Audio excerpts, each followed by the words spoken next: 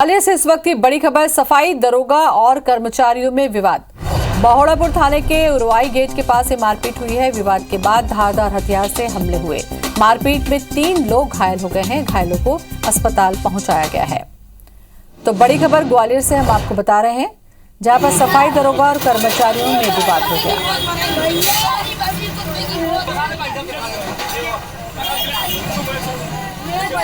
तो विवाद के बाद धारदार हथियार से हमले भी हुए। मारपीट में 3 लोग घायल हो गए। घायलों को इलाज के लिए अस्पताल पहुंचाया गया। तो बहोड़ापुर की ये घटना ग्वालियर से इस वक्त की बड़ी खबर। सफाई दरोगा और कर्मचारियों के बीच झड़प हो गई। बहोड़ापुर थाने के उरवाई गेट के पास ये मारपीट हुई। विवाद के बाद धारदार हथियार से हमले किए गए।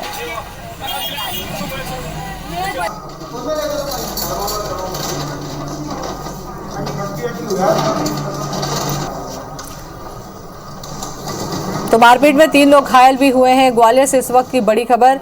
घायलों को इलाज के लिए अस्पताल में भर्ती कर दिया गया है। नासिर गौरी हमारे संवाददाता हमारे साथ में जुड़ चुके हैं। नासिर, इस स्थिति में पहुंचने के लिए आखिर वजह क्या रही विवाद की?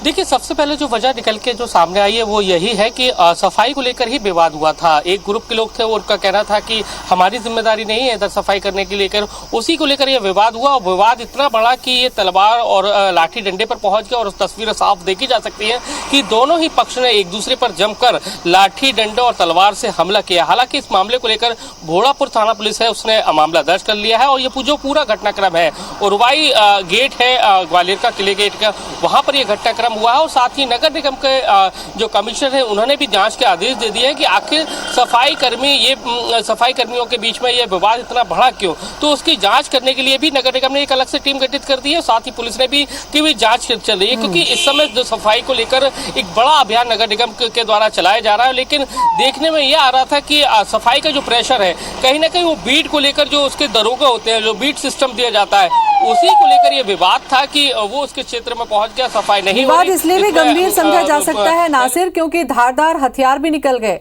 गनीमत है कि 3 लोग सिर्फ घायल ही हुए हैं, लोगों की जान भी जा सकती थी।